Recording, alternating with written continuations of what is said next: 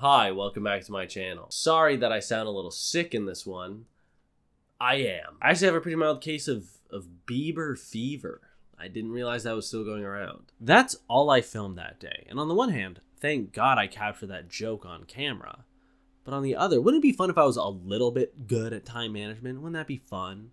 Speaking of being bad at time management, we're going to talk about TikTok. Also, pardon my pronunciation. I will be using Italian words in this video. But I do not speak Italian.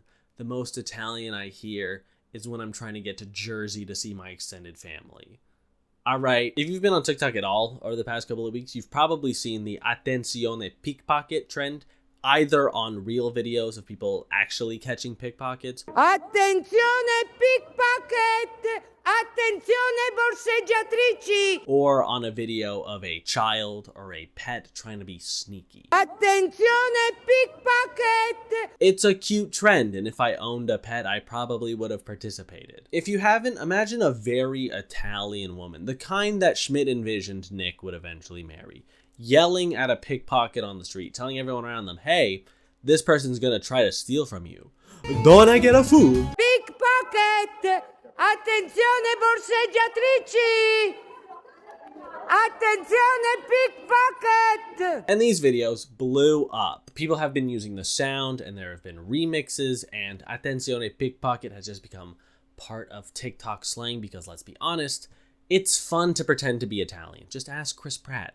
Or anyone who's made a TikTok going, hey, it's me, Jeremy Allen White, yes, chef.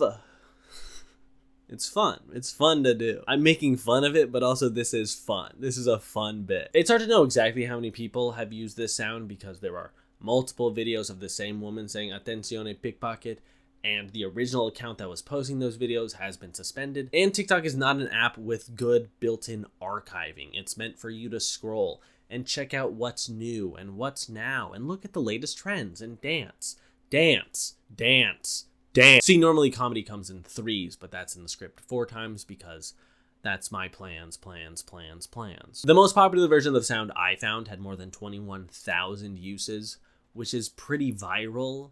More than 21,000 hits. It's gotten to the point that the New York Times did a profile on the woman in these videos, Monica Poli. And given that it's the New York Times and she's from the internet, it's a pretty fluffy, glowing interview. There's all sorts of good nuggets in there. Was this a Jacob Andrew Sharp video? She's part of a group called Cittadini Non Distratti, which is responsible for 1/3 of all pickpocketing arrests made in 2019. They talk about how long she's been doing this, why she does it, what it's like now that she's got a little bit of TikTok fame. But her answers about how she knows who pickpockets are leave a little something to be desired. What do you look for? They stop in the station. The way they look at people, the way they look at bags. I have a sixth sense. Are you ever concerned that you're calling out a person who is not actually a pickpocket? No. When I see them, I know they are pickpockets. It is so strange to say. I have something inside me and I recognize immediately. This morning, I was on the bus to Venice. From the bus, I see 2 men and 1 woman in the street. I had never seen them before. I went out from the bus and I caught them. I look at the woman and she has a bag open. Criminal. I look at the woman and she has a bag open. There are 2 police and I say, stop them. They were pickpockets. In 1 minute, they stole wallets from 3 families. Have the police ever asked you to stop? No, never. And I'm pretty anti-pickpocket. I know. I'm a hero. I know it's a thing that happens here in New York, but I'm not in touristy areas that often, and if I am, I know how to navigate the city. So while it's not really something I worry about in my day-to-day, I will admit it's a thing that happens in the city. It's gonna happen in any city with a lot of tourists. And maybe this woman who has a good relationship with the police is clairvoyant and does have a sixth sense to determine who in Italy is a pickpocket. Or maybe if she wasn't speaking a foreign language, how quirky, and she was a white woman speaking English, yelling at people on the street and accusing them of committing crimes, she would go viral on TikTok for distinctly different reasons. People would be calling her a Karen who should lose her job, and not asking her, how do tourists react when you start shouting? You are impressively loud. And as it turns out, Monica is a member of a far-right political party in Italy called Lega Nord. This political party targets immigrants, LGBTQ plus citizens, the Roma community, even Southern Italians. They are Italians who discriminate against other Italians. I thought the whole point of nationalism was to go, the people from our nation are good, but the people from other nationalities are bad. But then to go, actually, the South is bad and even... Okay, no, I get how they got there. I'm not saying I agree. I do not. I don't. I'm just saying Florida exists and people make fun of Florida a lot. But I feel like when Americans make fun of a different part of the country, like a Florida, they're doing so in jest. And because a lot of funny stuff does happen in Florida. And there is bad stuff, like actual bad stuff that happens in Florida. But that's in large part due to the Florida government and not because of Floridians, a majority of whom didn't vote for the leadership in Florida. Like, it's not all the fun gay people in South Beach, right? That's not their fault. So people make fun of Florida, but they don't want, like, Floridians to lose their American citizenship. Back to Monica's political party, Lega Nord, or the League, as they call themselves, very cool, has tried to overthrow the Italian government, and multiple League politicians have compared themselves to Hitler. Usually, that's a move reserved for comparing other people, people who you think are a bad guy, over masks, or a single political figure, or a myriad of other reasons. Calling your political opponent a Nazi is as American as hiring Nazis for government employment. I'll say, if you're comparing yourself to the Nazis, and you say that's a good thing, you're wrong. And no one you associate with should be popular on TikTok. You know who else shouldn't be popular on TikTok? This is a tangent. That guy was always chopping it up on his cutting board. Ladies, you want to know how to tell if a guy's into you?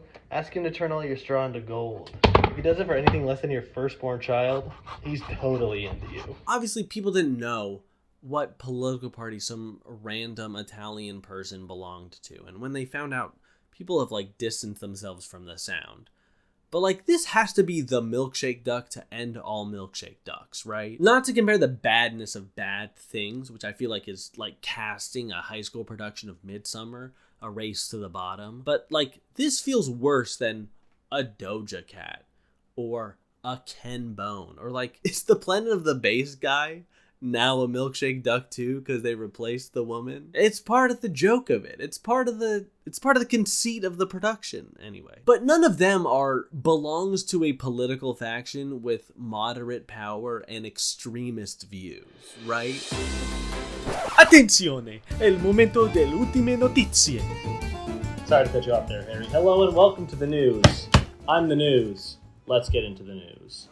Our top story today, streamer Kai Cenat could be charged with inciting a riot after posting on social media encouraging fans to gather in Union Square Park in New York City for a giveaway. This is the same park where in 2019, Nakey Jakey held a fan meetup/music video shoot. We reached out to the Okaball gamer, asking if he had any tips on how not to incite a riot. He did not respond. We're joined now by our very own Milton Harrison. Milton, does it seem like there was a riot there yesterday? No. I think people will keep using the sound, and I think that people will keep saying Attenzione Pickpocket. And that's not a reflection of their political beliefs, right? Oh yeah, so a Milkshake Duck is when an online thing that a lot of people like actually turns out to have a negative past or something bad or shady about it. The term is inspired by this tweet from, I believe, Pixelated Boat. And I feel like this is the Milkshake Duck of all Milkshake Ducks, not because it was the hardest one to see coming. Like I said earlier, I feel like if the videos were framed just a little bit differently, they would not have gotten as popular as they did. Obviously, if she wasn't speaking Italian, she would not have gone viral in the same way. I feel like that's a pretty integral part of this whole thing. And it's not like they're going to post videos of her yelling at people when she gets it wrong, because that's harassment. That's harassment is what that is. Especially with the political party's hate of the Roma community, and with this just being her yelling at people she doesn't like the look of sort of paints this in a new light. But this is the Milkshake Duck with the most egregious end point, right? Is Ariana Grande a Milkshake Duck now because of her relationship with Ethan Slater? Is Milkshake Duck losing out on Word of the Year to Youthquake? 2017's Wicked losing Best Musical to Avenue Q? And what are the odds my mom knows what a Milkshake Duck is? She is on Twitter. Sorry, X.com. I can't fucking believe Elon rebranded the entire thing less than a week after I put out my video on the topic. Didn't he know?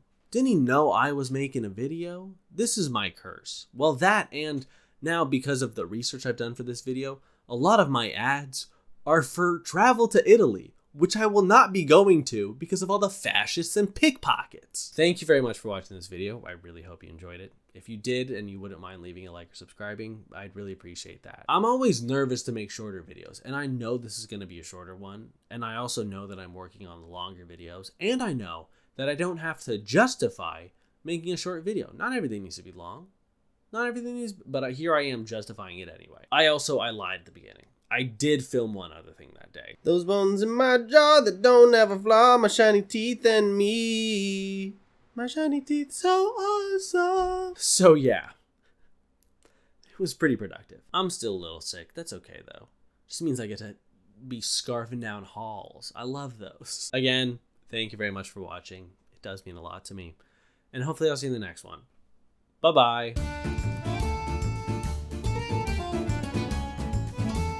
Cut a board.